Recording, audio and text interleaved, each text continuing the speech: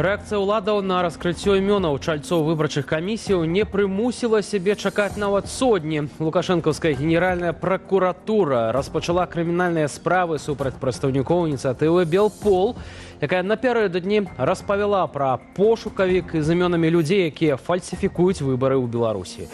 У эфіры «Аб'ектыў», з вамі Віталь Бабін. Вітаю спадарства, і на пачатак коротка пра галоўнае. Важны этап у барацьбе за праўду і справядлівасць для ўсіх пацярпелых. У Координацыйнай радзе адбыліся слуханні ў справе злачынстваў рэжыму Лукашэнкі. Адсутнасць адказнасці на працягу дзесяцігоддзяў вядзе да павелічэння рэпрэсій, павелічэнню колькасці ахвяр.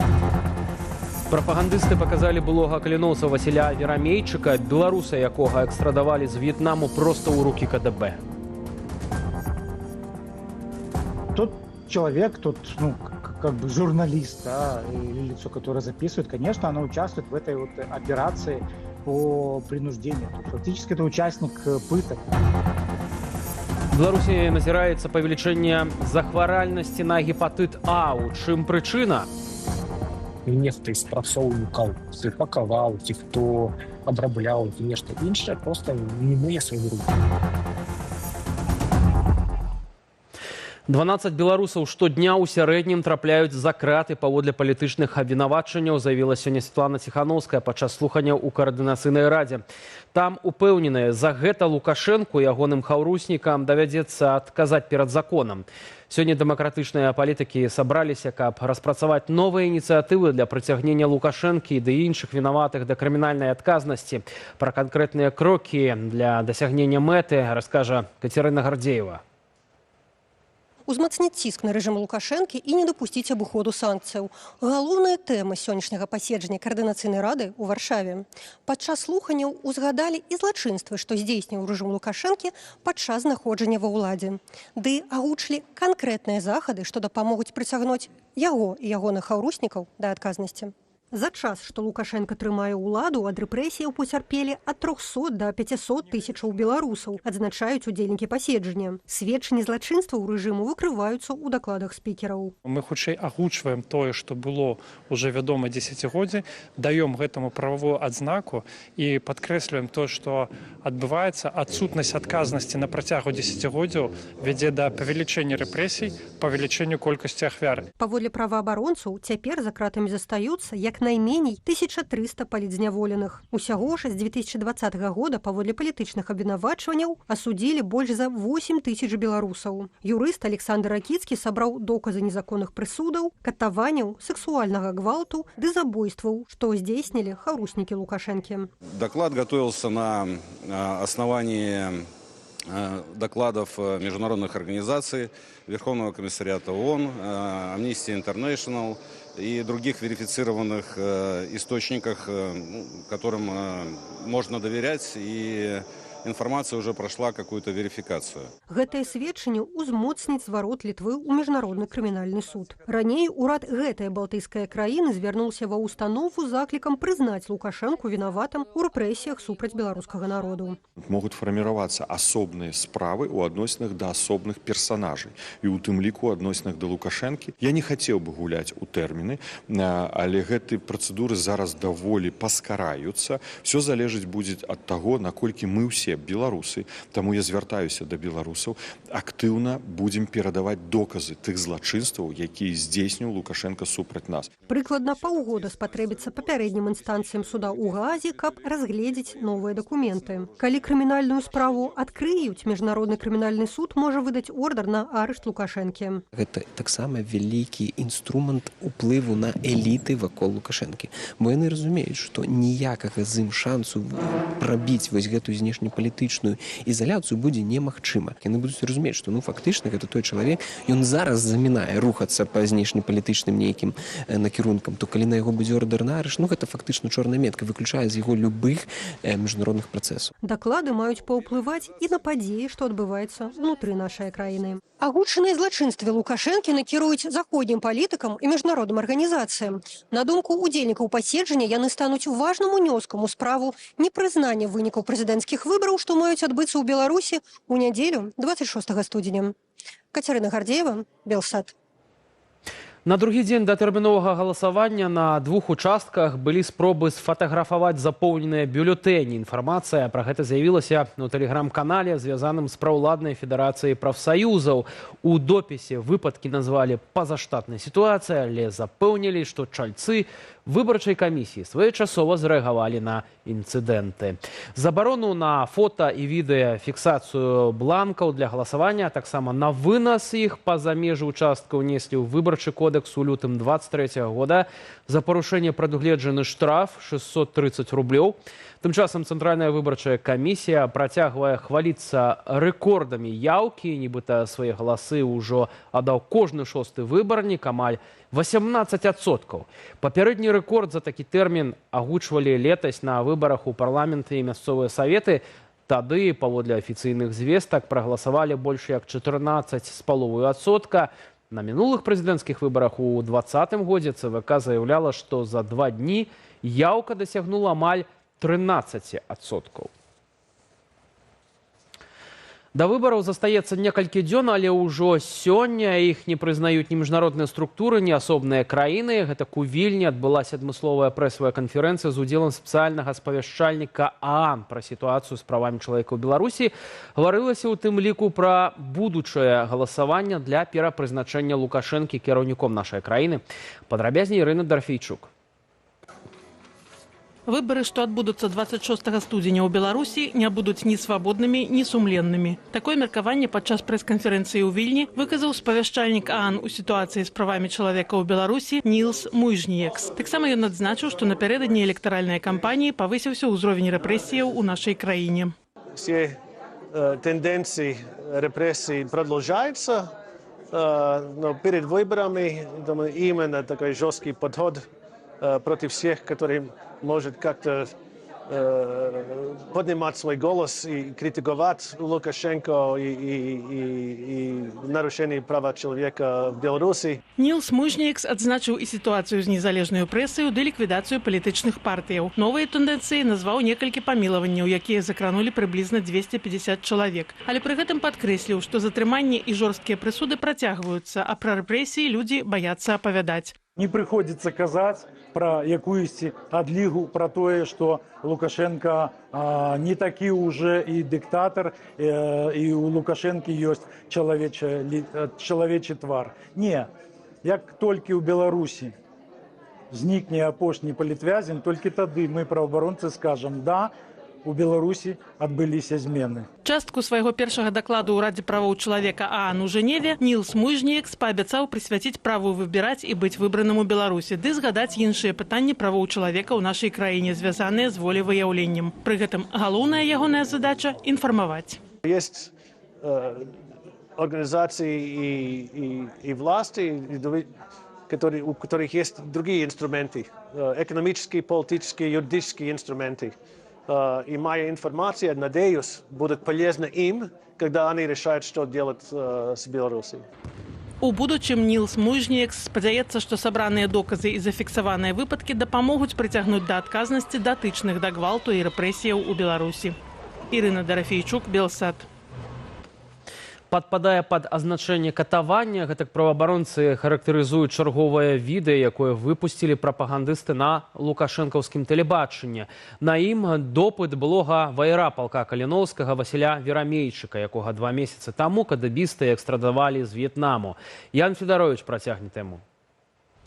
Былы ваяр палка Каліноўскага Васіль Верамейчык стаўся героем чарговага прапагандысцкага фільму. Меня зовут Верамейчик Василий Александрович. На відэа яго назвалі баевіком тэрарыстычнай арганізацыі, а допыт вяла прапагандыстка Людмила Гладкая. Тот человек, тот, как бы журналист, да, или лицо, которое записывает, конечно, оно участвует в этой вот операции по принуждению. То есть фактически это участник пыток. Вот это само видео, конечно, это тоже часть пыток фактически, но как раз заставляет людей говорить то, что необходимо пропаганде. На відэа Верамейчык апавядае пра планы вызваліць Маларыту, раённы цэнтр на мяжы з Украінай, ад лукашэнкаўскіх уладаў. Акурат пра гэта тыдзень таму казаў і узурпатар. Совет Безопасности Беларуси заявил о том, что у них есть планы у наших беглых нападения на Беларусь с оружием в руках. Не то с Украины, не то с Польши. Васіль Верамейчык ваяваў у складзе палка Каліноўскага ў 2022 годзе. Пасля гібелі пабраціма Івана Марчука выехаў з Украіны. Аднак вярнуцца назад ужо не здолеў, бо, паводле добраахвотніка, яму забаранілі ўезд. Васіля скарысталі дзеля дасягнення мэтаў іншых людзей. Мы ведалі, што ў палку адбываецца нейкі падзел уладаў, што полк, тут трэба разумець, так, што кіраўніцтва палка цяпер іншае. То бок мы кажам пра 2022 год і пра тых людзей, якія былі ва ўладзе ў кіраўніцтве палка на той час. Раней з'явіўся зліў ліставання былога намесніка камандзіра палка Каліноўскага Вадзіма Кабанчука, які абмяркоўвае імавернасць нядобранадзейнасці Верамейчыка. Зрэшты, Кабанчук абвінавачванні на свой адрас адкідвае. Я не маю дачынення да забароны на ўезд Верамейчыка в Украіну. І мне было б дзіўна, каб нехта з беларусаў меў такое дачыненне. Гэта прэрагатыва украінскіх служб. Яны бароняць свае нацыянальныя інтарэсы, сыходзячы там са сваіх пазіцый.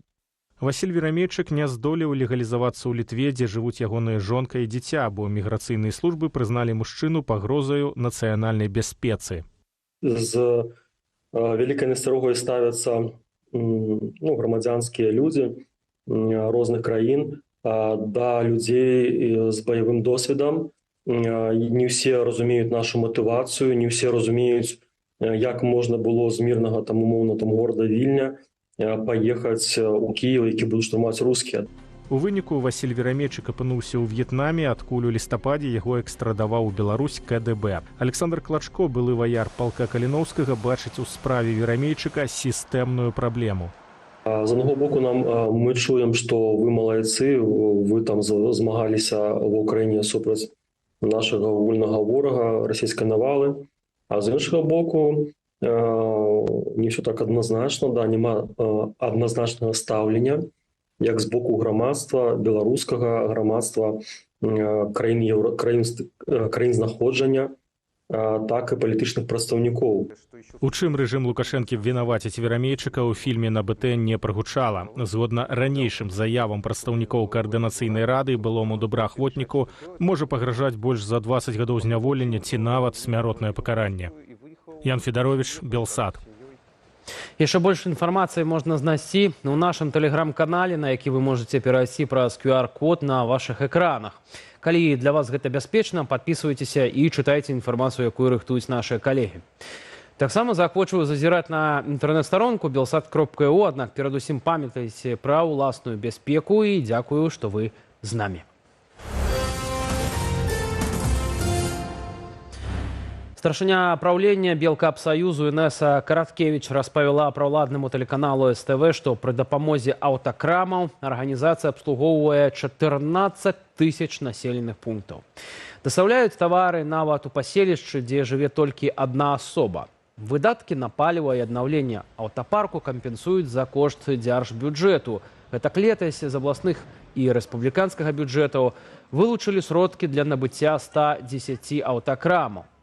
Пры гэтым цягам 2 апошніх гадоў арганізацыя зазнае цяжкасці. У 2023 годзе камітэт дзяржкантролю выявіў шэраг хібаў у крамах, што належаць дзяржаўнай сетцы. Летась прэм'ер-міністр Роман Галоўчынка заяўляў, што ўсе віды дзейнасці Белкапсаюзу, апроч загатовак і вытворчасці, стратныя. Паводле дакументаў Савету міністраў, што Белпол перадаў Белсату, праблема між іншага ў тым, што арганізацыя Белкапсаюзу закрэдытаваная і не маюць уласных сродкаў. А беларускія чыноўнікі ад аховы здароўя замоўчваюць не толькі сітуацыю з каранавірусам у краіне, дагэтуль у публічным доступе няма статыстыкі пра захворванне на гепатыт А. Пры гэтым прадстаўнікі Міністэрства аховы здароўя ўсё ж прызналі, што летась у краіне адбыўся ўсплёск гэтай хваробы. Цяпер жа сталіся вядомыя прычыны гэтага. Ірына Юр'ева працягне. Спелая сакавітая экзатычная садавіна на паліцах крамаў можа быць небяспечнаю. Разам з гэтай ды іншай прадукцыяй з Афрыкі або краінаў Блізкага ўсходу у Беларусь мог трапіць вірус гепатыту А, што летась прывяло да ўздыму захваральнасці. Пра гэта айчынныя эпідэміёлагі напісалі ў артыкуле да адной з расійскіх канферэнцыяў. Звярнула ўвагу ініцыятыва «Белыя халаты». Калі я добра разумею, ўсё, што вводзіцца ў краіну, должно праверяцца. То есть вясень павінна быць сальмонелл, павінна быць там пэўных вірусаў і павінна быць добрай якасці скупілі той прадукт, які быў забруджаны. Вось і ўсё, таму я лічу, што гэта прасяг санэпідслужбы. У публічным доступе статыстыкі захворвання на гепатыт А ў Беларусі няма. Хаця ў Міністэрстве аховы здароўя летась на пачатку года прызналі, актывізацыя віруса ў краіне ёсць, ды заклікалі медыкаў да максімальнай пільнасці. Некаторыя лічбы пазней прывялі эпідэміёлагі. Калі ў 2023 захваральнасць была менш за адзін выпадак на 100 тысяч насельніцтва, то за паўгода летась яна вырасла амаль у 7,5 разоў. Па выніках жа года гэты паказнік мог быць вышэйшым. У ініцыятыве «Белыя халаты» звярнулі ўвагу на эпідэміялагічныя расследаванні. Важно разуметь, что эпидемиологи обязаны старанно расследовать кожный выпадок захворвания и организовывать необходные супрацьэпидемичные захады. Мы упэўненыя, что такие расследования были проведены, але про их вынікі открыто ніколі не паведамлялася. Гепатыт А – гэта хвароба печані запаленчага характару. Адпаведны вірус перадаецца праз ужыванне заражанай ежы і вады, а таксама пры цесным кантакце з інфікаванай асобай. Хвароба праяўляецца часцей за ўсё праз 1,5–2 тыдні ад моманту заражэння. Сімптомамі гепатыту А ёсць нудота і ванітаванне, дыярэя, страта апетыту, слабасць, тэмпература і жаўтачка. Пераважна працяканне віруснага гепатыту А лёгкае ў 99,9% выпадкаў. Калі ў людзей назіраецца цяжкое або вельмі цяжкое працяканне, трэба шукаць спадарожнай паталогіі. Гэта можа быць, напрыклад, на фоне аўтаімуннай хваробы. Адным з важных спосабаў прафілактыкі гепатыту А лекары называюць вакцынацыю. Бясплатна атрымаць яе могуць толькі дзеці з Менску і асобы, якія кантактуюць з хворым. У астатніх выпадках прышчэпку прыйдзецца зрабіць платна. Але акрамя вакцынацыі варта памятаць стандартныя правілы гігіены. Мыць рукі перад ядой, не ўжываць нямытай садавіны і гародніны. Калі ў вашай сям'і з'явіўся пацыент з пацверджаным гепатытам А, і ён застаецца ўдома, бо яго стан здавальняльны, то трэба асобны посуд, талерка, відэлец, лыжка. І ён харчуецца асобна. Всё гэта мыецца, стэрылізуецца і выкарыстоўваецца толькі для гэтага чалавека. Рукі мыюцца, выкарыстоўваецца дэзінфекцыйныя сродкі. Ну і выкарыстанне прыбіральні, зразумела, яе трэба дэзінфікаваць. На дадатак эксперт заклікае дбаць пра якасць пітной вады. Падчас уздыму захваральнасці яе папярэдне трэба кіпяціць не меней за 10 хвілінаў. Ірына Юр'ева, Белсат. Амаль 15 мільёнаў долараў за такія грошы ў Менску пабудуюць сучасную больніцу для працаўнікоў КДБ. Паводле дакументаў, атрыманых праектам Digital Intelligence Team з дапамогай Белпол медцэнтра пачалі ўзводзіць на асабістую просьбу старшыні КДБ Івана Церцеля. Паводле атрыманых дакументаў, напрыканцы 2023-го тагачасны міністр аховы здароўя Дмітрый Пеневіч ухваліў прапанову за 3 дні. У якасці крыніцаў фінансавання ў дакуменце пазначаныя спонсарскія сродкі, пры гэтым хто ахвяруе грошы, не паведамляецца. Паводле расследавальнікаў, кошт амаль усяго абсталявання завышаны ў параўнанні з рынкавым, а інфармацыя аб прадаўцах найчасцей схаваная. Справу нам пракаментаваў прадстаўнік Белпол Владимир Жигар. Именно эти люди сохраняют режиму Лукашенко возможность обворовывать их, воровать людей, то есть сохраняют власть в руках режима Лукашенко. Они его защищают, они его даже, скажем так, в некоторых моментах страхуют, и поэтому это своего рода дань уважения именно этим людям со стороны Лукашенко.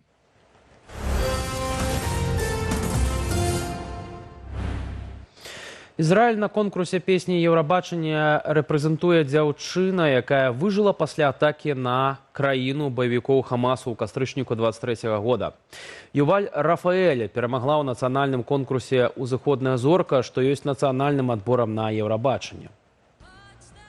24-гадовая спявачка-аматарка заявіла, што хоча выступіць у Еўропе, каб распавесці, праз што прайшоў Ізраіль. Песню для конкурсу праз месяц адбярэ адмысловая камісія. Сёлета Еўрабачанне пройдзе ў швейцарскім Базелі з 13 да 17 траўня.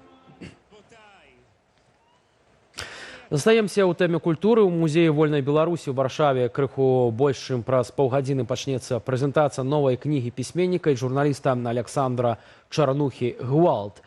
Это зборнік з 10 апавяданняў, дзе даследуюцца розныя цені гэтай з'явы ў нашым грамадстве. Александр з намі на сувязі. Вітаю, Саша. Перадусім віншую з новай кнігай. Чым яна будзе цікавая для беларусаў? Прывітанне. Дзякуй за віншаванне. Чым яно будзе адметнае, гэта ўжо вырашаць самому чытачу. Я проста зафіксаваў у публічнай прасторы 10 апавяданняў. Яны вельмі розныя і стылістычна, і па сюжэтах, але яны ўсе аб'яднаныя тэмай гвалту, такога нашага спрадвечнага беларускага гвалту, таму што я лічу, што кожны з нас і ахвяра і гвалтаўнік адначасова. І найперш мы мусім забіць дыктатара ў сабе. Вось, пра гэтыя ўсе 10 апавяданняў, і мне падаецца, што яны справакуюць нейкую дыскусію. Я спадзяюся, прынамсі, на гэта. Адна з гэтых гісторыяў досыць цікавая, і называецца яна «Дядзі і цёці сидзелі в ціні дзерэўяў». Гэта пра нашага агульнага выкладчыка Віктара Іўчынкава. Там пра што вядзецца гаворка ў гэтым апавяданні? Гаворка ў гэтым апавяданні вядзецца пра наше моўнае пытанне, вострае моўнае пытанне, якое стаіць у нашай краіне. Я ўжо не абыдуся без сюжэтных спойлераў, але развязка вельмі нечаканая. Прынамсі, так сказаў адзін з тых, хто ўжо прачытаў апавяданне. Ён сказаў, што нават нейкае нецэнзурнае слово з яго вырвалася, жонка нават здзівілася, таму што Чарнуха нешта напісаў такое, ого-го, балюча, але праўда. Александр, таксама чуў, што гэтая кніжка больш дэпрэсіўная ў параўнанні з папярэдняй. Свінні, ці гэта так? Так, абсалютна, яна не смешная, хаця там таксама хапае і іроніі, і сарказму. Ёсць і такое свайго роду пасляслоўе да рамана «Свінні». Яна называецца «Рука», я ўжо рэлізіў, так бы мовіць, яно ёсць у публічнай прасторы. Гэта пасляслоўе, такая тлустая кропка ў груздзеўскай гісторыі. Астатнія апавяданні ўжо не звязаныя з сусветам Груздзева, з сусветам свіней, але яны дастаткова дэпрэсіўныя, хаця ёсць і месца для такой светлай надзеі ў апавяданні «Коцікі». Саша, яшчэ раз віншую, дзякую за гэтую размову, зычу добрай прэзентацыі і, канешне ж, цікавых госцяў, якія прыйдуць сёння, каб паслухаць цябе і набыць твою кнігу. Спадарства, наперадзе вас яшчэ чакае рубрыка онлайн, дзе мы разам прыглядаемся да самых цікавых публікацыяў на нашай інтэрнэт-старонцы belsat.eu. Ужо праз імгненне літаральна запрашаю.